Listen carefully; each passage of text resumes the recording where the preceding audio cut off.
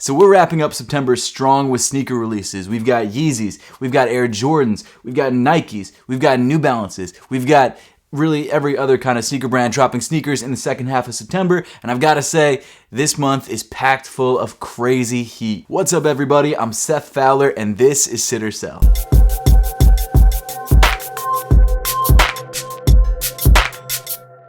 Thank you so much for tuning in today. Please make sure to hit that subscribe button and that notification bell down below if you haven't yet and you want to see more content just like this. And also, if you guys want to check out my latest sneaker release, yes, my own personal sneaker release, make sure to click that link in the description below because we're dropping the final origin colorway ever. We're only keeping the pre-order open for a couple more days, so if you guys want to grab a piece of channel history, make sure to click the link in the description below. But in today's video, we are talking about the important sneaker releases in the second half of September 2021. We talk about the cool things about each one of these sneakers and some of the not so great things about each one of these sneakers, and then I let you know whether I think each one of these shoes is going to sit on shelves or whether it's going to sell out immediately. Also, throughout the video, I'll be feeding my soda addiction with this lovely cherry vanilla Coke. Some say it might be too many flavors in a Coke, but I don't think so. I think it's perfect. Starting things off on September 18th, we've got the Jordan Series .02 Dear Dolores. I'm not 100% sure how I'm supposed to say that. Is it Jordan Series 02 or is it Jordan Series .02? I don't know, it doesn't matter. Either way, this is a newer lifestyle silhouette from Jordan brand, the Jordan Series,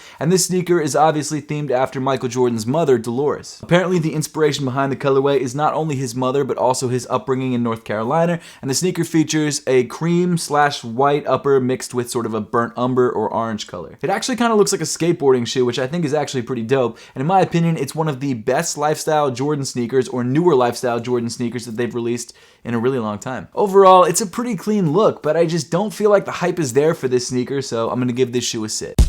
Next up, we've got a pretty highly anticipated release with the Air Jordan 13 Obsidian. So this shoe stays pretty true to OG color blocking of the Air Jordan 13. It features a white tumbled leather upper as well as dark obsidian or dark navy hits on the midsole, heel, and toe. In addition to that, it also features some light blue hits throughout to add a little bit of extra pop, and overall, it is a super clean look. I'm not like the biggest fan of the Air Jordan 13. Don't get me wrong, I think it's a great silhouette, but it's not something I could see myself wearing every day. However, the Obsidian colorway is definitely one of the cleaner Air Jordan 13 colorways to drop in the last couple years, except for maybe the Flints. I think that shoe definitely beats it out. But overall, it's a nice looking shoe, and because it's a retro Jordan, I definitely think this sneaker will sell out. And then rounding off the 18th, we've got the Ochre Adidas Yeezy Foam Runner. So for some reason, there's been this weird trend of Yeezy sneakers never looking exactly like their picture. And for the first couple months when this shoe was first leaked or rumored, and even when official images of this shoe came out, people thought this was like a yellow or mustard colored foam runner. And in reality, it's like a very dark tan or light brown color with maybe a slight hit of yellow, but very slight. It does seem like Adidas has updated their marketing images to make the shoe look a lot more how it actually looks in real life. And I've got to be honest, I think I like the sort of light brown color better than the all yellow foam runner. I feel like it's a much more wearable look. As far as the foam runner goes, you guys know how I feel about this shoe. I absolutely love it. I know it's a crazy looking sneaker. I know it looks like a dinosaur skeleton, but I think it's dope. I think it's incredibly comfortable, and the shoe just does not age. Like, it does not wear down. It's crazy. Unfortunately, though, I'm not the only person who thinks this sneaker is dope, and because of that, it is very difficult to get a pair for retail. And of course, that means that this shoe will definitely sell out and also resell for 3 times its cost.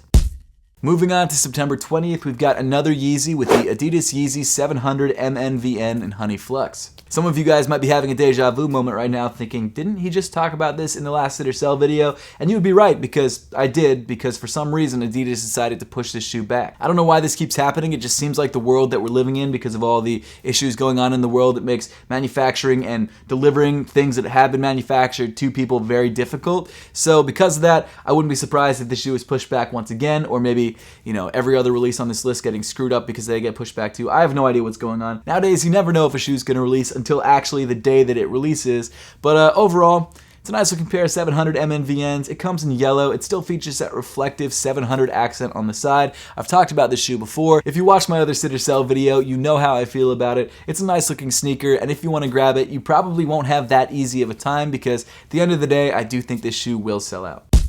Continuing on to September 21st, we've got the Nike KD14 Ron English 1. So this sneaker is sort of a collaboration between Ron English, the artist, and KD and Nike, I guess. That said, the shoe is inspired by Ron English's art style, which I think is pretty great. If you guys have ever watched Max Mofo Pokemon on YouTube, you might have seen him unbox some of Ron English's vinyl toys, which is a super cool video. I'm not going to link it, but you guys can just Google it and find it. It's actually really fun to watch if you guys are into vinyl figures at all. But the sneaker itself comes with a lime green midsole and outsole, as well as a multicolor upper and a sort of molded wing strap across the midfoot of the shoe. Not a bad looking shoe, and definitely a pickup if you're into Ron English. However, I don't know how popular this sneaker will actually end up being, and for that reason, alongside of most of the other KD14s, I just see this shoe probably sitting on shelves. Also dropping on the same day, September 21st, we've got the women's Nike Dunk High Up Iron Purple. Because of the naming scheme for this shoe, I'm assuming that it's a different take on the Nike Dunk High, and if you look at the sneaker, it does kind of look like the shoe has been changed up a little bit. I've got to be honest, I kind of feel like this shoe is a little bit overdone. I feel like it's a little bit too much going on, and the Nike Dunk in general is either a very simple shoe with very simple colors, or it's just an insane shoe with crazy materials, crazy colors. This kind of seems like in the weird middle ground between those two things, and I just don't really feel like it fits. But regardless, it is still a Nike Dunk, high up or not high up, and at the end of the day, those usually sell pretty well. So for that reason, I'm giving this shoe a sell. Then rounding off the 21st, we've got another Nike Dunk, this time around the Nike Dunk Low Gray Fog. So as the name would suggest, this shoe comes in a light gray and white makeup. The upper of the shoe comes in white leather, and then the overlays come in a light gray fog color. It's pretty much your standard Nike Dunk Low. I think the color blocking is super clean and super wearable, and because of that, it's definitely a shoe that I personally will be trying to go for. But again, it is a Nike Dunk Low, which means it's going to be insanely popular and very difficult to get. So for that reason, I'm giving this shoe a sell. Then moving on to September 23rd, we've got two new colorways of the Adidas Ultra 4Ds. So as you can probably tell, both of these colorways are collegiate themed. You've got one themed after Miami and another themed after Arizona State. And I don't know if you guys will remember, but back in like 2016, when Ultra Boosts were like at the peak of their popularity, there was an Arizona and a Miami PE, and both of those colorways would resell for thousands of dollars. And in fact, the upper of this shoe looks identical to the upper of those shoes. The only difference is that these shoes feature a 4D midsole, and those shoes featured a boost midsole. It's really crazy to see. 5 years ago, these shoes would have been the most insane thing to drop in 2016, 2017, maybe even 2018, but now it's just kind of a random release happening on whatever day it is, Friday, Saturday, I don't know what day it's dropping, and no one seems to really care about it. And that's too bad, because I think the Ultra 4D is a pretty solid silhouette, but unfortunately, because the hype just isn't there anymore, I think both of these colorways will probably sit. Also releasing on the 23rd, we've got the Nike Air Max BW Black Violet. So the Nike Air Max BW is apparently a pinnacle or sort of premium take on the Nike Air Max, and the BW actually stands for Big Window. This black and violet Air Max BW is definitely a clean and simple look, and if that's something that you're going for, a clean and simple retro Air Max look, this is a great way to go. But again, unfortunately, the sneaker market is driven by hype, and this shoe just doesn't seem to have a lot of hype behind it, so for that reason, I think this shoe is going to sit. Moving on to September 24th, we've got 6 different pairs of Ultra Boost releasing as part of the James Bond Adidas collaboration collection. Now in this video, I'm going to primarily just focus on the DNA version because I think that will be the most popular. The other versions come in primarily 2020 Ultra Boost, which is kind of weird because it's 2021. You'd think there'd be some 2021 variants, but apparently not. So this shoe is obviously inspired by the one and only James Bond 007 and is releasing alongside the brand new James Bond movie. This 007 Ultra Boost DNA comes in a light cream upper with a standard white boost midsole and a cream outsole, and overall, other than a couple subtle James Bond hits, it's a pretty standard pair of Ultra Boosts. And that kind of seems like the case for every other Ultra Boost in the collection, which is kind of unfortunate. I feel like they could have done something crazy on these shoes, but they didn't. As cool as this collaboration is, and as much as I love James Bond, specifically Daniel Craig's James Bond, I think that's the best one by far, I just don't think this collection is that popular, and for that reason, I'm giving the entire collection a sit. And then rounding off September 24th, we've got the Air Jordan 1 prototype. So this shoe, if you didn't know, is pretty wild, or at least the concept is. And the reason I say that is because this sneaker actually features perforations along the midfoot of the sneaker that sort of suggests that you cut the sneaker in half. Well, I guess it's not really cutting the Air Jordan 1 in half, it's just kind of cutting the top off of it. It's definitely inspired by the Union LA Air Jordan 1s, at least in my opinion. So the colorway of this shoe, like the overall design of the sneaker, is split. The top half of the sneaker comes in tonal blues, and the bottom half comes in whites and grays. I've got to be honest, I've been pretty disappointed in the Air Jordan 1 colorways that Jordan Brand has been releasing over the last couple months to a couple years. They just haven't had the same sort of oomph that they used to have, and I think it's because they're really just cashing in on the popularity of the Jordan 1s. But of course, it doesn't really matter what I think. The Air Jordan 1 silhouette is still incredibly popular, and for that reason, this shoe will still definitely sell out.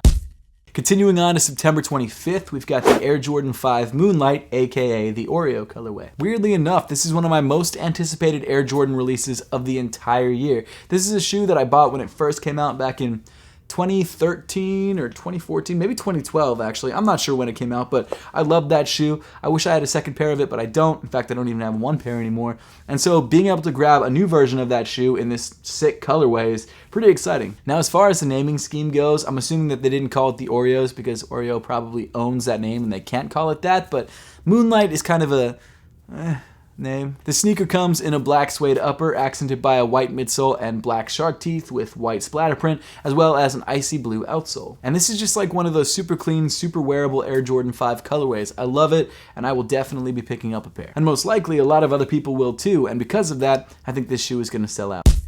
Then, rounding off September 25th, we've got the Adidas Yeezy 700 V2 Mauve. So the colorway of the 700 V2 Mauve is pretty similar to some other brown V2s that we've seen in the last couple years, specifically the Tefras and the other brown one. I don't remember the name of it. Regardless, it's not a bad look on this sneaker, and I think the 700 V2 is definitely well suited to brown and tonal brown colorways. It's actually been a while since we've had a pair of 700 V2s, so it's nice to see them coming back with a strong colorway that I think a lot of people will probably like. And of course, because it's a pair of Yeezy 700 V2s, I think the popularity is there, and this shoe will definitely sell out.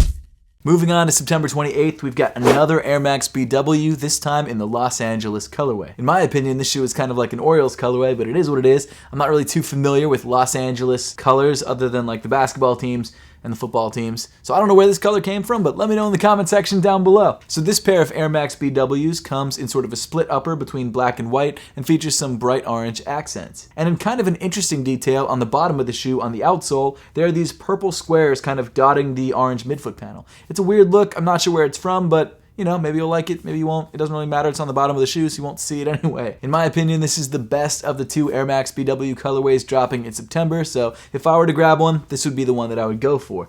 However, I don't think this silhouette is that popular, and so for that reason, I'm giving this shoe a sit.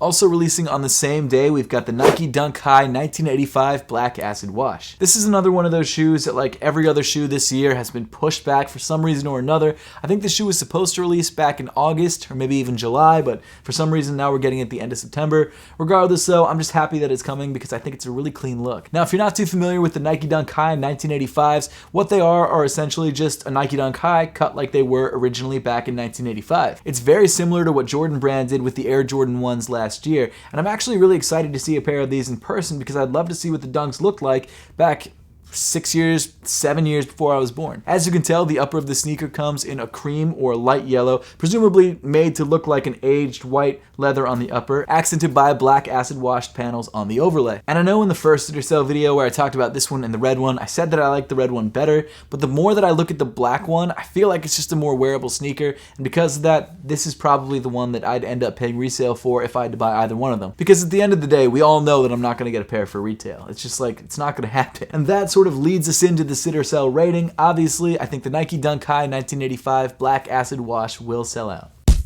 And then rounding off the 28th, we've got yet another Nike Dunk with the Nike Dunk Low Championship Red. So like me, you might have got a notification on the sneakers app a couple days ago letting you know that the draw for this shoe had opened.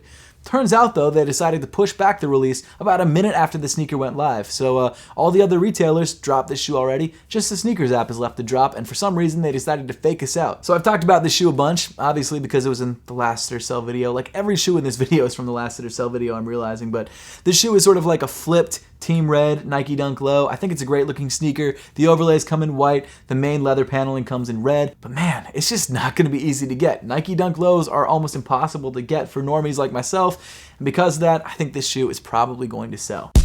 And then moving on to September 29th, we've got the Air Jordan 1 KO Storm Blue. So it seems like Jordan Brand has revived the AJ KO1 silhouette. And for a lot of people, that's a good thing because it gives them another option to get classic Jordan 1 colorways, but for a lot less money. Now, I've never been a fan of AJKOs. They're just not really my thing. I don't like canvas on Jordan 1 style sneakers, but it's really not a bad thing. It's just a different style and one that I'm not really a fan of. And like the Chicagos, it features a white heel counter area because there is no heel piece covering up the bottom half of the back of the shoe. No matter what you think of the AJKO ones, it's still a relatively popular sneaker, and it's still basically an Air Jordan 1 and a classic colorway, so because of that, this shoe will definitely sell out.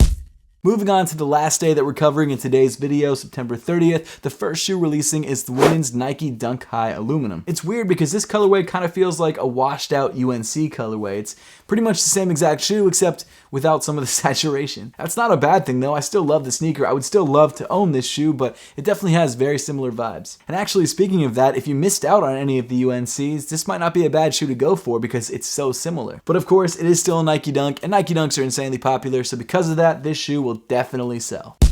And then finally, wrapping up today's video, we've got 2 sneakers dropping as part of the Billie Eilish Air Jordan collaboration. So these sneakers are the AJKO 1 and the Air Jordan 15, and both sneakers feature a very different but still monochromatic look. The AJKO 1s come in a bright neon or volt colorway, and the Air Jordan 15s come in a very sort of skin tone tan color. And I've got to say, these are both pretty weird looking sneakers. The AJKO 1 is definitely an acquired taste. I think if you like the off-white volt Air Force 1s, you're gonna love these sneakers. And then the Air Jordan 15s have a much more subtle and toned down vibe. However, the actual silhouette that the color is on is a pretty wild silhouette. And if I had the choice to buy one of these sneakers to add to my collection, I think surprisingly I might actually go for the Air Jordan 15 because there's something about the colorway and the rebuilt upper that's really interesting and really different. The AJKO 1 is fine, I don't mind it, but it's not something that I would go out of my way to grab. Regardless though, both of these sneakers are Air Jordan collaborations with Billie Eilish, and I think whether you're a Billie fan or you just love Air Jordan collaborations, there's going to be a lot of people gunning for these sneakers, and because of that, I think both of these colorways will sell out. But that pretty much wraps up the entire sit or sell list for today. Now, I would love to know your thoughts on all of the sneakers that we discussed in today's video, so make sure to let me know in the comment section down below. It's going to be a very large comment if you do comment on all the sneakers in the video, but I challenge you to do it. And as always, thank you so much for watching. Make sure to subscribe if you haven't yet, and I'll see you all in the next one.